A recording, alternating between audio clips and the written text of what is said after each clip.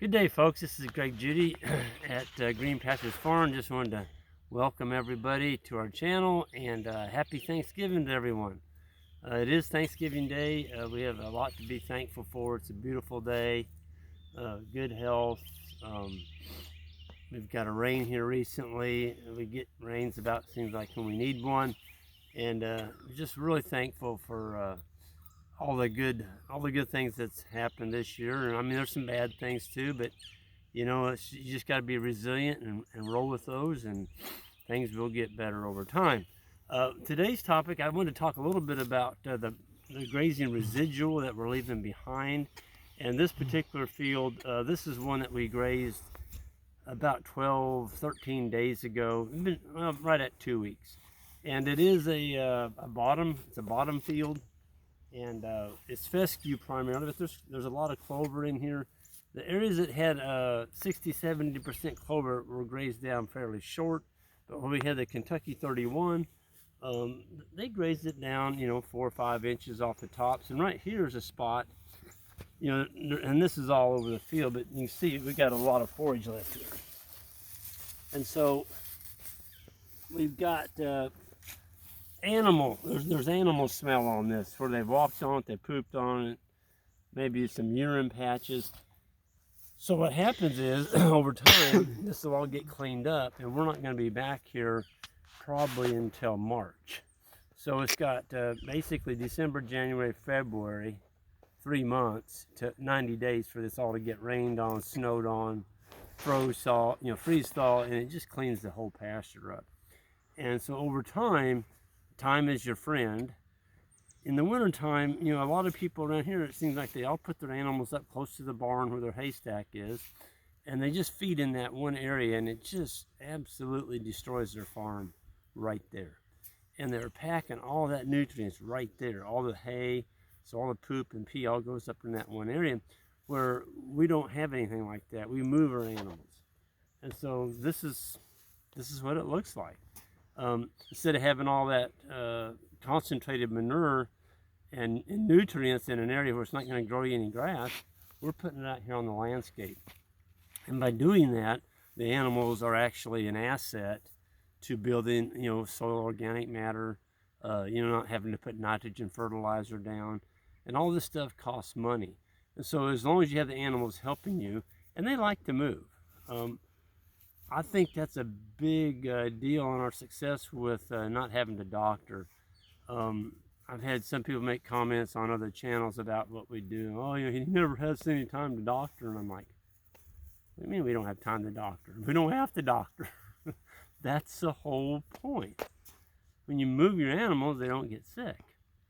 It's the same way with you and I. We put us in a room and give us, that's the only place that we can stay. We're probably going to get not feeling well very quickly. So it's just, you got to keep the animals moving. Let the sun be your friend. So the sun cleans the ground up along with the heat and the rain, washes it all off. So you got a nice clean dinner plate here in 90 days. And people look at this, but Greg, there's not much out here. Folks, that's what makes this Kentucky 31 fescue such an asset in the wintertime especially.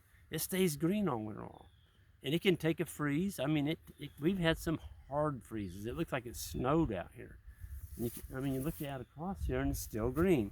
Now, as the winter goes along, that fescue will turn a little bit more brown on the tops.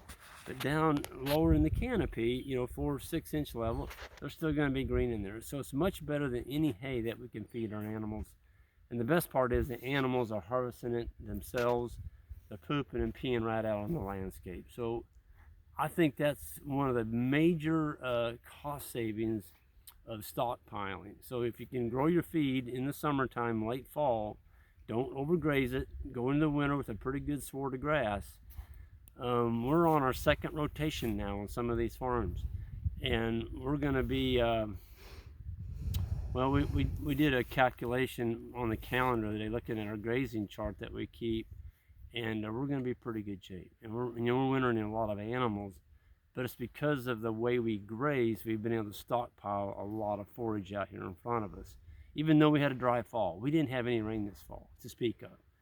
And now the rains have started to come. It's a little bit too late for the grass, but it's really nice for the dozer work we've done. We built some ponds, and we couldn't believe it. Up here on the hill, 2 of the ponds are almost they're 25% full. So those are going to be good to put fish in this coming spring already. So anytime you can get a pond built and get water in it, and it's starting to get that healing process and the grass has started, you're going to be able to use that pond this coming year. So that's really cool. One of the things that Ben and Isaac and I have been doing is, our grass, we noticed the cows were getting a little bit runny, especially on the Judy farm because we had so much clover. So again, just putting a little bit of hay out there. That's what we're doing. And look at some of those manure piles from down here. Yeah, I mean, the manure piles on this pasture are just phenomenal. Of course, they've had, here's one right here. I love this manure pile. It's got the nice wrinkles in it. And so this would have been as we were leaving the Judy farm. When we came on to the Judy farm, they were pretty darn runny. And this is the results, just giving them a half a bale. And on this particular paddock, we actually had the area over here that we turned the cows into, where we had the wash, and we dumped 6 big round bales in it. They really worked those over. And I'll do a video on that later on. But they just destroyed, one of the bales is just gone. The other 5 kind of survived, but the next rotation through here, they probably won't. The cows will go in and just slough it off. So they've really filled that ditch in over there. It was an eyesore, and it was working its way out into the bottom. Every time it rained and flooded, it'd take a little bit more dirt. Well, now we've sealed that up, compliments of the cows. So they really can do a lot of good things for us on the farm if we allow them to do that. One of the things we have done is along this timber, we keep a fence in most of the time to keep them out of that woods. We did have a cow that went up in there and calved, it was last spring. This past spring. Yeah, this past spring, and my goodness, she hid that calf up in there, and she's the only one that knew where it was at, and it took 3 to 4 days. She finally brought it out of there, but the mob had already left, and so we had to get her and walk her up to the barn with her calf, and so it was just a lot of extra work. So there's nothing up in that big timber. That's just solid white oak timber. So we typically will run a wire along. We let them drink out of the creek when they're on the farm, but we don't let them up in that big timber very much. I think there's a huge population of people. We're getting a lot more people coming and thinking about starting a grass-fed operation. This regenerative agriculture really has a lot of legs underneath it right now. There was an article that just came out. You might want to check that out. It was in the Guardian. You can Google Greg Judy South Pole. I forgot what the other title was, but just type of Guardian newspaper. It was online this last week. It was a good article talking about the South Pole breed and our philosophy on raising livestock and why we went this way. And basically, it's to stay in business. We were not going to be able to stay in business with the conventional agriculture. The big cows, feeding them all this feed, purchase feed, and trying to make a living at that. You just can't do it. So I think the money needs to stay on the farm. I think it needs to stay in our communities and our own families, children, grandchildren, whatever. And everybody should be making a good living on the land. And you can do that if you stay focused on this. But the minute you take your eyes off this forage and start focusing on high weaning weights, large frame animals, all this stuff, all this heavy duty haying equipment, you just can't do it. There's no money left. So if you like to bale hay, that's fine. You go ahead and do that, but just realize you're probably not going to make very much profit. Because those cows, there's just not enough money in that calf to pay for all that stuff you want to buy. But they don't ask you to do any of that. The animals don't. So that's kind of up to you, what you want to do. But if you want to make money, learn how to graze grass and graze in the wintertime. And there's 80% of the cost of keeping a cow. Can I make a point, Greg? You bet. So this grass, this fescue's bent over, the cattle trampled it down. Now the earthworms aren't here. They're down, they're migrated south. So this is like a blanket over the ground. Yes. So when we get the 19-degree temperatures in a couple of days, the little plants underneath those grass that's leaned over are going to be protected. Yes, absolutely.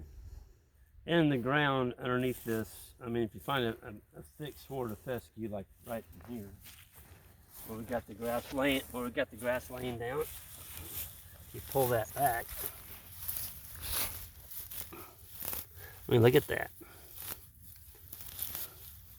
There's worms right there. Where'd he go? Oh, there he is. So they're not down very deep. This one was on top of the ground. Yeah, well, because the rain kind of helped bring them up too. There they are. But I wanted to show you, look at this. So that's all turds. These are all earthworm turds. And see, they've been working this stuff over. That's all turds. The worms are working this stuff over because, like Jan said, now we've got moisture. The cattle trampled all this stuff on the ground. And this is better than gold. That's the pH of 7. Everything will grow in that. And you don't have to do anything. The animals did that for us. So, yes, animals are the answer for healing the earth. And without the animals on the land, all this land that's going to desert is because of overgrazing, possibly, or, farming practice, whatever. We can put that land right back into a beautiful condition, but we got to have the animals. We can't do it with animals. So everybody that wants to take the animals off the land, just remember, if you do that, we're going to have deserts everywhere. We're not going to be able to capture rainwater. It's going to run into the ocean.